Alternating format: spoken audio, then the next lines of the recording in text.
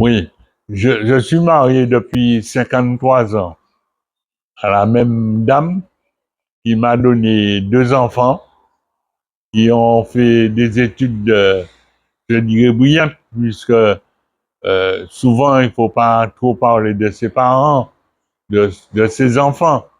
Mais en particulier, j'ai un fils qui, depuis l'âge de 7 ans, voulait être officier de marine. Et il est un des plus gradés au point de vue maritime, puisque c'est un gars qui a fait maths Phi, qui a fait des études supérieures de la marine, qui est sorti capitaine au long cours et qui actuellement euh, a été le premier marinois à entrer un gros bateau au marin. Donc, c'est une satisfaction pour les marinois parce que je dis place à la jeunesse. Bon, ma fille, elle a fait des études en agronomie. Elle a travaillé en Équateur et elle est revenue et actuellement, elle s'occupe de la croisière en Martinique. Mais ce sont des enfants qui m'ont donné satisfaction. On n'a pas bénéficié, comme beaucoup, de faveurs de qui que ce soit. Ils sont arrivés à la sueur de leur front. Et mon épouse a été pendant 40 ans à la maternelle du marin, où elle a été, je dirais, la maman de tous les petits marinois. Et je lui disais souvent, ne fais pas de distinction entre les enfants de Dupré et du marin. Sois la maman de tout le monde. Et je suis des fois assez amusé quand je passe avec elle de savoir que les gens disent, mais c'est ma maîtresse qui est là, c'est ma seconde maman. Et ça, c'est une satisfaction pour les marinois. Je me suis retrouvé comme adjoint au maire à la politique au marin avec l'équipe de M. Désiré, de M. Bonner et de Duquesne.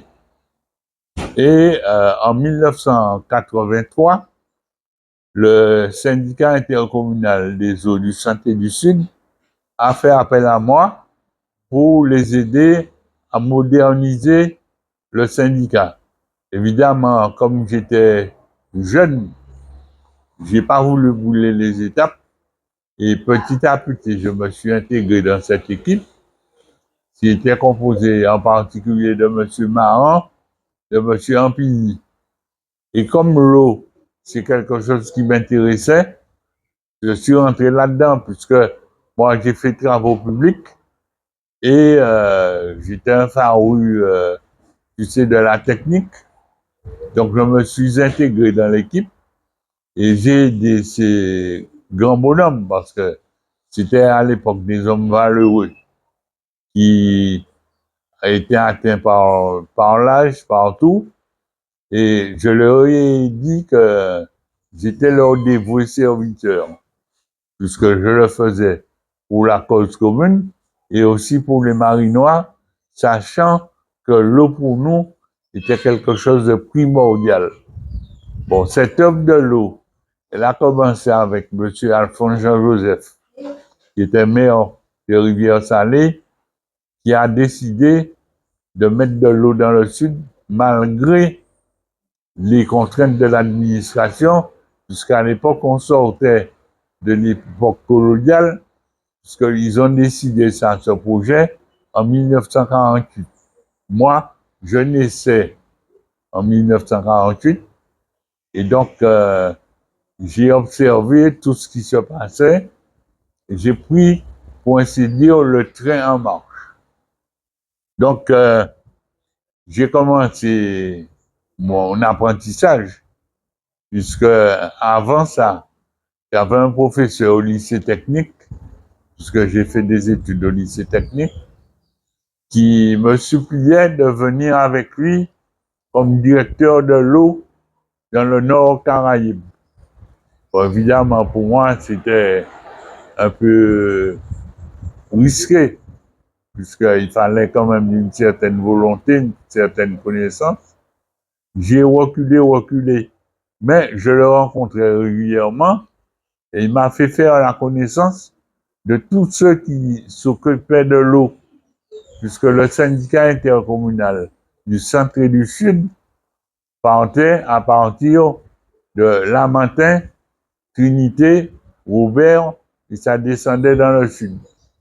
Alors, bien entendu, c'est une œuvre qui a été faite de façon colossale, parce que je me souviens encore gamin de tous les tuyaux d'eau qu'on avait rentrés par bateau et qui jonchaient les rues de Fort-de-France.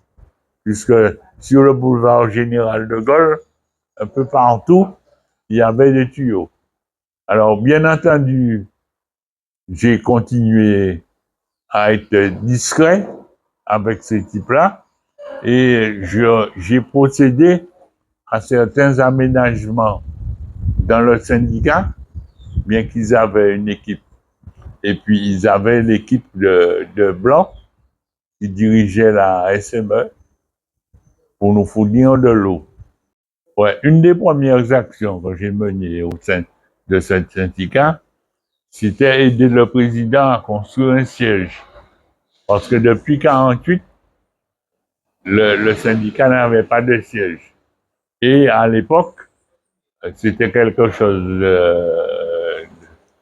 comment dirais-je, de très difficile dans la mesure où M. Jean-Joseph s'est imposé comme président de ce syndicat. Il était aussi entrepreneur de son État. Il voulait absolument mettre l'eau dans le sud à partir de Saint-Joseph. Donc, il a commencé à poser des tuyaux. Et à l'époque, poser des tuyaux dans le sud, c'était pas évident dans la mesure, c'était des tuyaux de gros diamètre entre 800 et 1000. Donc, ils ont commencé ce chantier. Ce chantier était piloté par une entreprise métropolitaine qu'on appelait Sobea et qui est devenue à la suite Sogea et qui nous a donné de l'eau. Et c'était une société marquée eau et assainissement. D'où le terme, quand tu avais un compteur, tu avais un compteur de l'assainissement, de l'eau. Et c'est pourquoi on a vu en 2 ans, il y a eu à peu près 20 000 abonnés dans le sud, puisque l'eau a traversé tout le sud, a traversé le Mont Flambeau, puisqu'ils ont fait un ouvrage, un tunnel qui avait été fait par des Italiens qui ont traversé Mont Flambeau pour faire l'eau arriver à Sainte-Anne. De même qu'ils ont fait un autre tunnel que nous ignorons, le tunnel de Marc-Capron. Parce que Marc-Capron était desservi en eau en passant par le marin et puisqu'il fallait absolument donner de l'eau aux gens et revenir vers Rivière-Pilote. Donc, on a commencé par ces travaux-là et les premiers travaux qu'on a fait, on a fait le contrôle de la distribution d'eau et le contrôle aussi des réservoirs. C'est pourquoi, quand par exemple, il fallait voir si un réservoir était plein, il fallait absolument voir quelqu'un. On a mis en place ce qu'on appelle une télésurveillance. Ensuite, une télégestion, c'est-à-dire qu'à partir de Minitel, on pouvait savoir quel était le réservoir qui manquait d'eau. Bon, et on a continué à faire l'œuvre.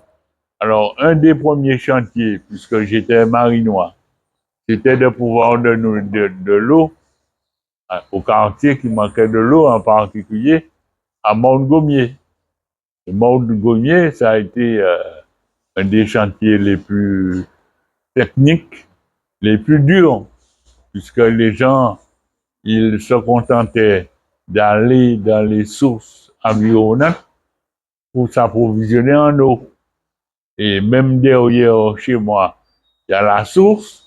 Monsieur Bonao, à l'époque, avait monté un réseau d'eau qui sortait de la source et qui descendait jusqu'à la place du marché. Mais le marin, parmi les endroits privilégiés, on a bénéficié de toutes les sources qui se trouvent sur le fond de mer parce qu'on a une nappe phréatique qui passe du côté de l'amont, qui passe sous le marché, qui passe du côté de la maison de M. Buzz et qui rejoint le Mont-Géral. Et de Mont-Géral, cette nappe phréatique, on la retrouve à Grand Fond. Alors, avec les investigations qu'on a menées dans le temps, on s'est rendu compte que cette nappe phréatique allait jusqu'au Robert, puisque la Martinique, c'est une île, et on a ainsi profité de ces points d'eau pour pouvoir industrialiser le marin. D'ailleurs, quand l'usine du marin s'est installée, il s'est installé au niveau de Montgéral, sur un épi rocheux, et il prenait de l'eau à grand fond, puisqu'ils avaient construit un système de retenue d'eau qu'on a appelé la digue, qui se trouve sur la rivière Manuel et qui fournissait de l'eau à l'usine. D'ailleurs, ils s'en sont servis pendant toute la durée de l'usine. C'est quand on a fermé l'usine que cette nappe phréatique n'a pas été exploitée.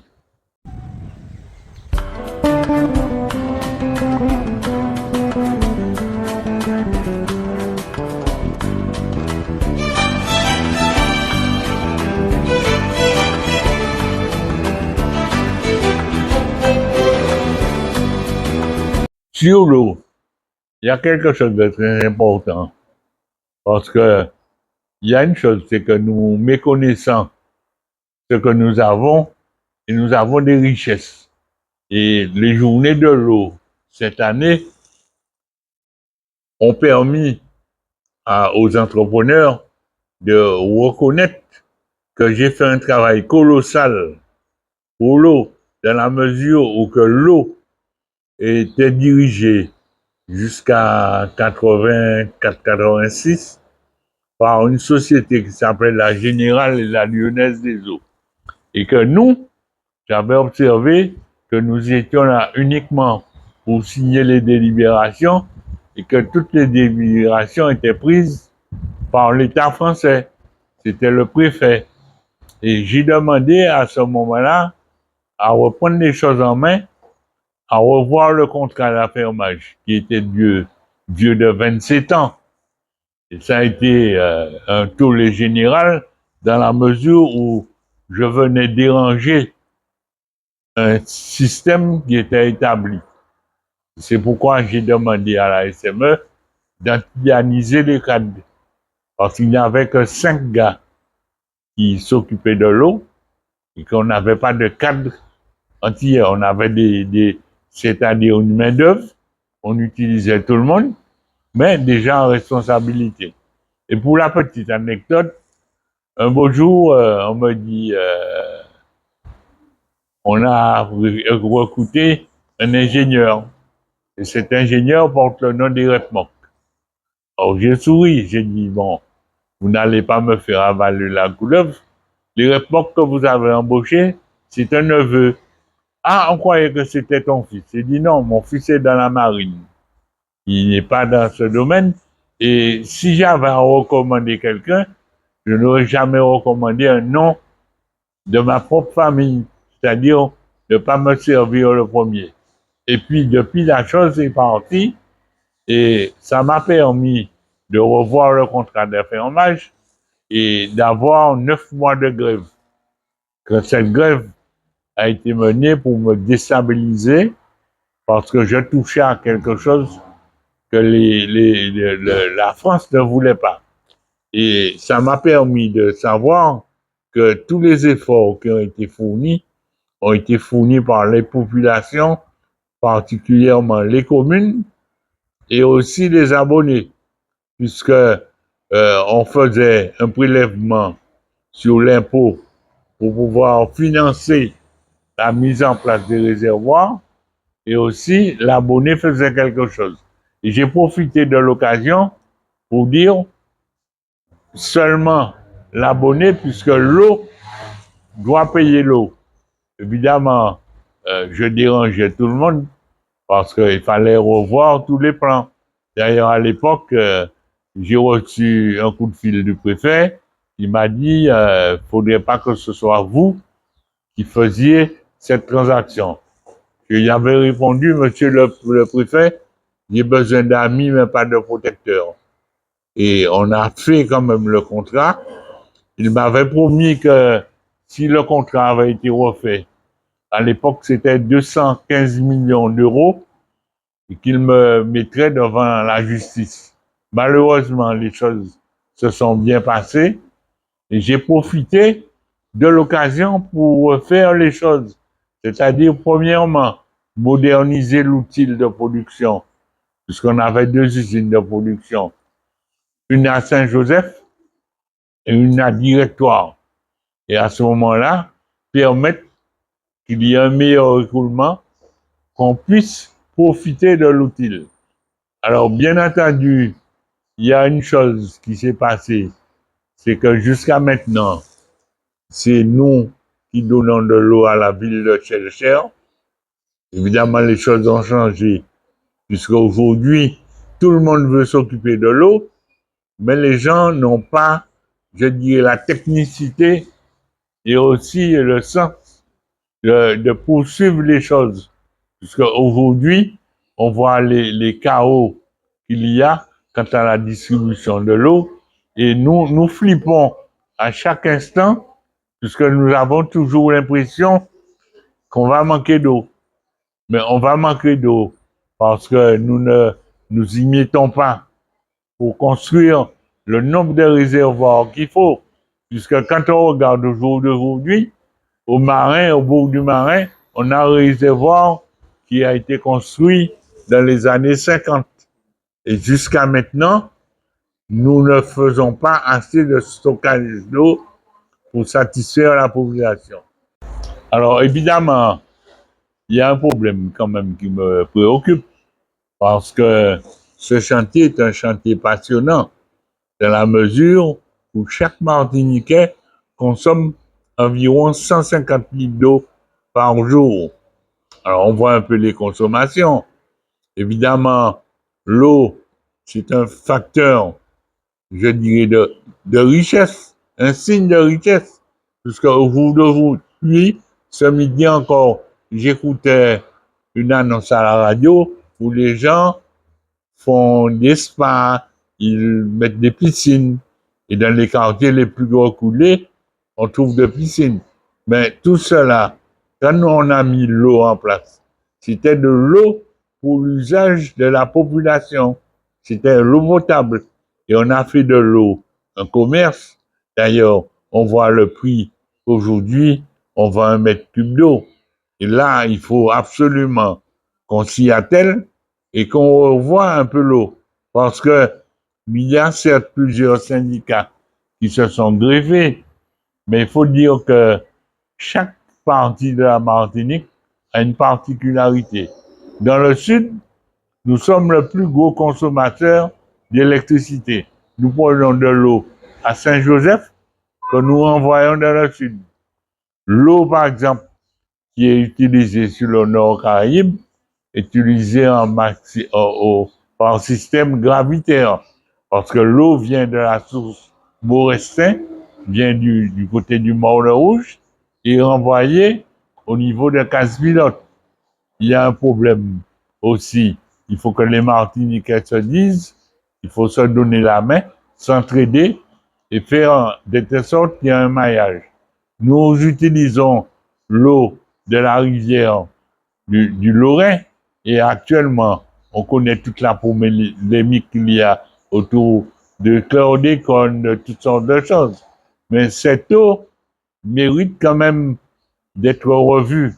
Et nous avons aussi une attention particulière parce qu'il faut préserver la ressource. Il faut aussi sécuriser les réservoirs parce qu'on a vu lors d'un cyclone, on ne pouvait pas alimenter en eau la population parce qu'il n'y avait pas de groupe électrogène. On a vu des Martiniquais s'opposer à ce qu'on répare les lignes qui passaient sur le terrain. Il a fallu négocier. On en voit certains qui avaient un pont qui traversait leur terrain. Ils ont fait du chantage avec nous. Évidemment, il faut aussi dire que nous avons un développement anarchique qui est fait au niveau du Sud. Bon, je prends un exemple. Cependant, est-ce que vous restez optimiste sur la situation actuelle? Non, moi, je ne suis pas, je suis toujours optimiste dans la mesure où il faut savoir ce que nous voulons et où nous voulons aller. Parce que il faut souvent qu'on fasse taire notre propre orgueil. Se dire que on fait ci pour ça. Ben, je vois comment ça se passe. On entend aujourd'hui des gens qui disent qu'ils vont donner des sommes faramineuses pour qu'on fasse des enfants. Je dis non, là, il faut faire attention parce que ça va trop loin. Nous regardons un peu la situation de nos îles à côté, qui sont des situations catastrophiques. Il faut qu'on dise merci au bon Dieu de nous avoir permis d'avancer, et parce que souvent, l'obscurantisme des hommes les empêche d'avancer. Donc, il faut qu'on fasse fi de tout ça et qu'on dise, faisons ce qu'il faut pour que nos enfants puissent trouver de quoi manger et boire demain. Comme disait le proverbe chinois, ne me donne pas du poisson, mais apprends-moi à manger. Apprends-moi à pêcher pour que je puisse manger et boire tous les jours.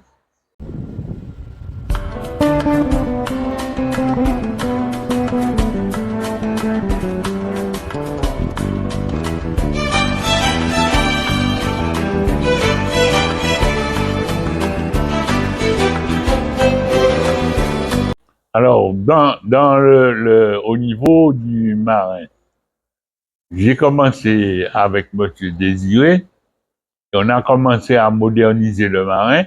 On n'avait pas de station d'épuration. On a fait une station d'épuration à Montgéral. Mais c'est une station qui était provisoire puisque elle s'est trouvée, vu le développement que prenait la commune, elle s'est trouvée à saturation et même quasiment obsolète. Et on a décidé de moderniser le marin en faisant une autre station d'épuration. Et cette station d'épuration, il fallait trouver un endroit où la mettre pour qu'elle soit le plus efficace pour la baie du Marin. Et quand j'ai pris le syndicat, j'ai décidé d'uniformiser les stations et de faire une grande station qui occuperait le Marin et s'occuperait aussi de Sainte-Anne. Bien entendu, c'est comme le clocher de l'église, chacun veut avoir un clocher chez toi. Et évidemment, il y a une transaction et tout le monde était, pour ainsi dire, le papa d'une station. Et cette station d'épuration a été faite sous ma mandature, bien qu'ils ont décidé de ne pas nommer mon nom. Ben, je l'ai faite en 14 mois, 14 millions d'euros, sans qu'il y ait un dépassement d'un centime. Et c'est la station la plus moderne des Antilles, parce que c'est une station à ultrafiltration. C'est-à-dire c'est une station, quand vous l'observez, il n'y a pas de bassins, tout ça. Tout se fait à l'intérieur. Et la filtration, c'est comme si on avait un filtre à café. On laisse passer l'eau et le passage à l'ultrafiltration, c'est le truc le plus moderne, avec possibilité de faire autre chose. Mais malheureusement, quand j'ai vu la bagarre qu'il y avait au Six, parce que faire de la politique, c'est bien beau, tant que tu gagnes, tout le monde est avec toi. Mais quand il y a des difficultés, tous les gens s'en vont. Et quand tu regardes quelquefois, tu vois que ce sont tes propres amis, comme m'avait dit Marie-Jeanne, ce sont tes propres amis qui sont contre toi. Parce qu'à un moment donné, ils voulaient que je me présente. J'ai dit non, c'était pas mon intention. Mon intention, c'était d'améliorer le quotidien de tout un chacun, d'apporter un bien-être et de dire un jour, voilà ce que j'ai fait pour la Martinique. D'ailleurs, la décoration qui m'a été donnée, c'est pour mon implication dans le Sud. Évidemment, j'ai continué à mener une œuvre de salubrité publique. La preuve, au niveau du Vauclin. Le Vauclin était complètement dans la gadoue, puisqu'il leur manquait des réservoirs d'eau. Ils ont tenté de construire des réservoirs, mais qui ont eu des problèmes avec le foncier. Et moi, j'ai construit 3 réservoirs, sinon 4, sur la ville du Vauclin. J'ai fait revoir l'assainissement pour leur permettre de leur développer. Et c'est pourquoi le Vauclin, qui est cher à mon cœur, à mesure où mon épouse est vauclinoise, et je ne souhaitais pas que ce soit le marin seulement qui ait un port de plaisance et toutes sortes de choses. Il fallait faire rejaillir les choses sur nos amis les voisins, puisque M. Ocollier, il est du Montgomier, donc c'est la Martinique, et je voulais faire un truc pour que on ne dise pas c'est un tel. Non, c'est nous qui avons fait ça pour développer la Martinique. Bon, à l'occasion, j'ai profité de ma présence au syndicat, puisque j'avais une certaine expérience, pour faire un livre que j'ai surnommé Bombe de l'eau, pour apprendre aux Martiniquais leur histoire. Parce que on ne sait pas souvent d'où on est, on revient, où on est et où on va aller. Donc, moi, j'ai fait ce livre et j'ai mis en valeur toutes les connaissances et aussi remercier ceux qui se sont sacrifiés pour l'eau. Parce que, au niveau des collectivités, les gens qui devenaient conseillers municipaux ou autre chose avaient toujours tendance à travailler pour les autres, à améliorer l'ordinaire. Et c'est pourquoi on a valu, on a failli nous faire un barrage au niveau de Crèvecoeur. Et aujourd'hui, on voit que l'eau est vitale et sans eau, on ne peut pas vivre. On nous a parlé de mar, tout ça, mais tout ça, c'est de la rigolade. Parce que ce dont nous avons besoin de produits qui soient potables, parce que jusqu'à maintenant, on n'a pas entendu qu'il y a eu des empoisonnements sur la consommation d'eau. Au contraire, nous sommes cités dans la Caraïbe comme ayant l'eau de meilleure qualité, puisque tous les bateaux de croisière viennent chercher de l'eau à Fort-de-France. Alors certains Martiniquais se permettent de dire c'est de l'eau, mais de l'eau, ils ne savent pas l'effort qui a été fait pour avoir cette eau de bonne qualité. Et il y a encore autant à faire parce que le chantier de M. Jean-Joseph, que je qualifie du chantier du siècle, n'a fait que continuer. Et nous avons encore des efforts. Malheureusement, on n'entend pas les gens dire merci M. Jean-Joseph de nous avoir sortis du mauvais pas. parce qu'il y a eu quand même des morts de la typhoïde qui ont été enregistrés, en particulier aux Trois-Îlets. C'est grâce à M. Jean-Joseph et aussi avec Dr Rose Rosette et aussi l'abbé Schenberg, qui étaient des hommes qui se battaient pour nous donner une eau de bonne qualité. Ah, beaucoup de choses, beaucoup d'amertume, beaucoup de tribulations, beaucoup de peine de savoir que les gens ne savent pas reconnaître le bienfait. Les gens ne savent pas reconnaître d'où on est sorti. Parce que nous avons contribué, je dis nous, parce que j'ai vu certains camarades mourir de chagrin, de savoir qu'ils ont été méprisés, méconnus.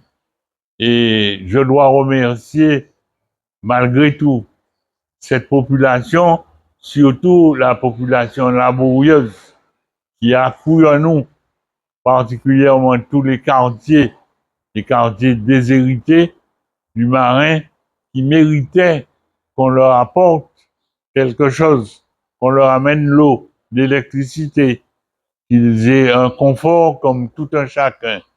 Et je suis quand même content de savoir que malgré nos tribulations, nous avons réussi à porter quelque chose. Évidemment, on a perdu de notre vernis parce que, en particulier, quand je pense à l'usine du Marin, pour laquelle je me suis battu devant les tribunaux, devant le propriétaire terrien qui est là, devant le docteur Sofanor, et à l'époque, j'avais acheté l'usine 250 000 francs à la barre du tribunal, et de voir que cette usine, on l'avait reprise parce que c'était le lieu où tous les Marinois, tous les gens de Tocquenay, de Dupré, de Montgomier avaient perdu leur sueur et que cet outil, il a disparu. Et quand je vois qu'aujourd'hui, le maire actuel ne sait où placer ses ouvriers, il ne sait où mettre ses magasins, et le Marin, le territoire n'est pas aussi extensible parce que il faut trouver des endroits qui soient sécurisants pour la population et pour ceux qui travaillent avec nous tous les jours pour donner un bonheur aux Marinois. Une anecdote, et je n'ai pas fait de cancan. Pour cela, on a tenté plusieurs fois de m'évincer alors que j'étais un élu du peuple. On a tenté alors que j'étais grand électeur et j'étais grand électeur de droit. On s'est arrangé pour présenter une liste au sénatorial où on a demandé de me rayer de la liste, alors que je suis un Marinois, je n'ai jamais trahi qui que ce soit, j'étais toujours fidèle. Quoique je ne sois pas toujours d'accord, je n'ai fait que du bien, que des choses pour honorer le marin. Puisque, à telle enseigne, quand j'ai redressé le Six, j'ai reçu la Légion d'honneur de M. Jacques Chirac pour service rendu à la République. Évidemment, jamais on n'en a parlé au conseil municipal, jamais on ne m'a tenu au courant et on a fait tout ce qu'on pouvait pour que je ne reçoive pas cette médaille parce qu'on m'avait dit pour que vous obteniez cette médaille, il fallait avoir les bras longs. Mais malheureusement, j'ai été connu de par l'eau, de par l'action que j'ai menée dans toute la France métropolitaine.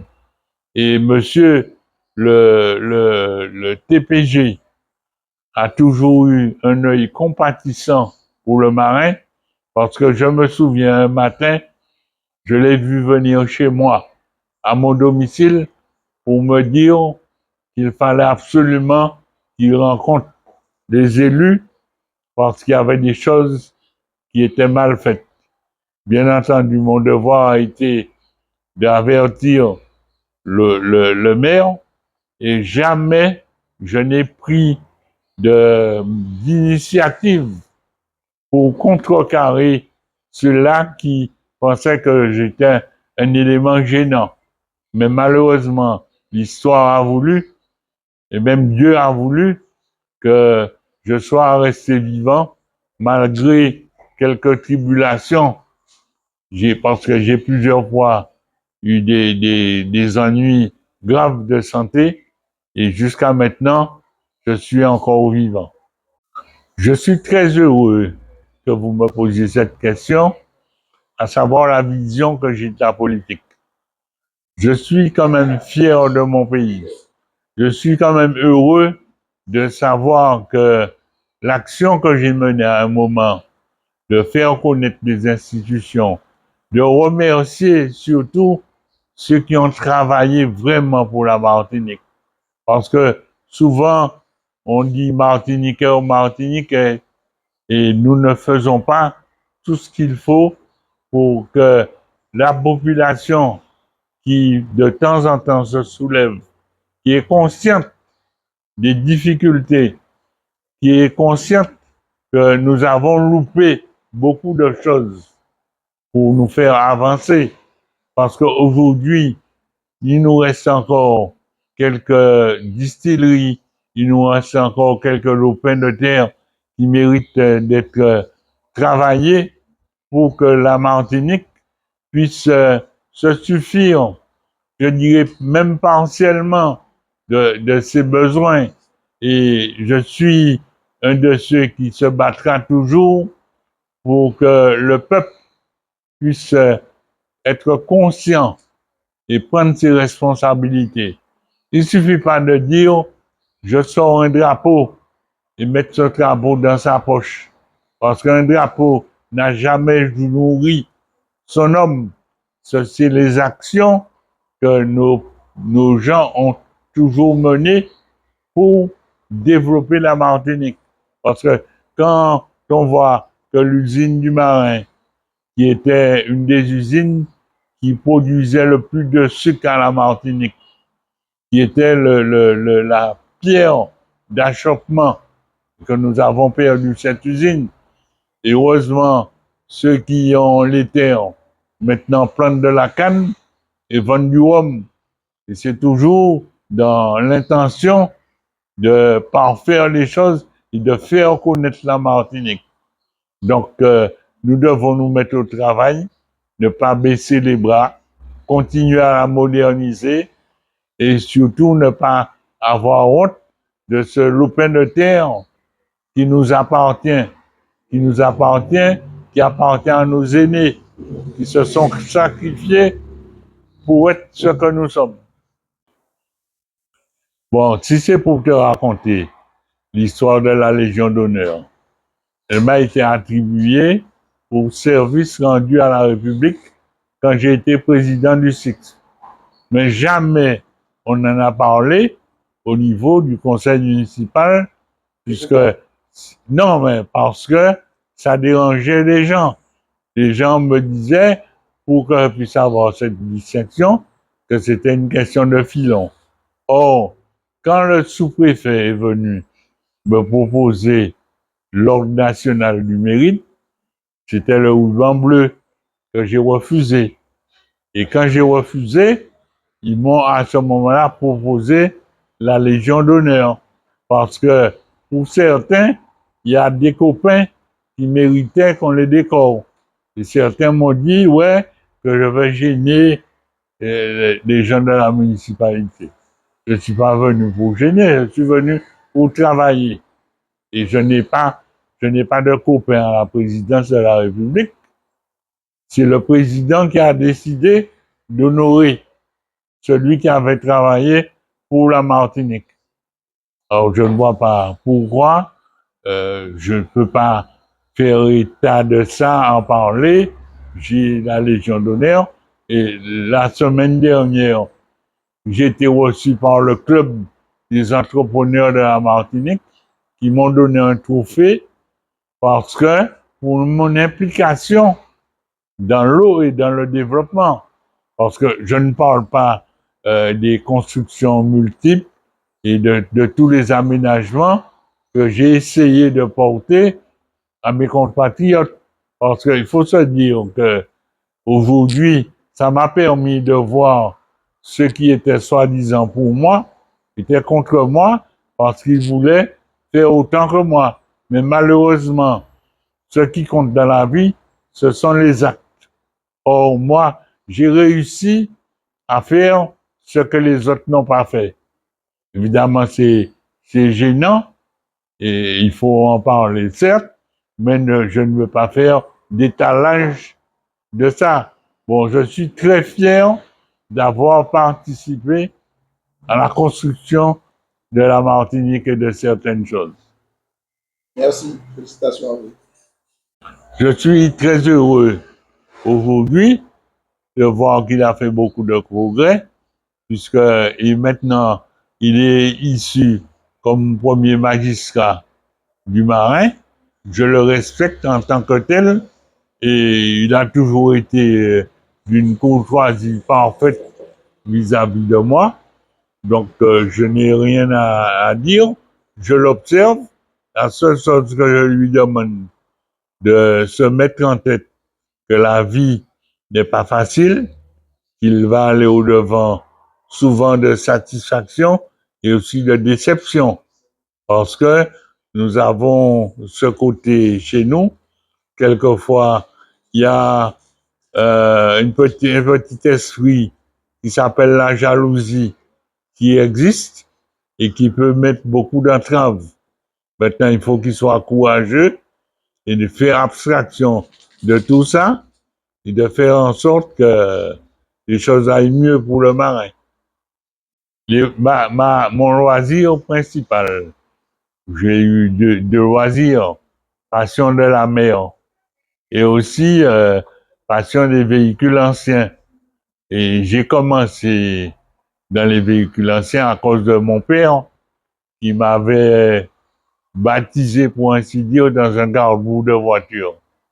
Et depuis, j'ai une passion effrénée puisque j'ai récupéré à la Martinique de vieux véhicules en morceaux et j'ai fait de ces véhicules des pièces de choix.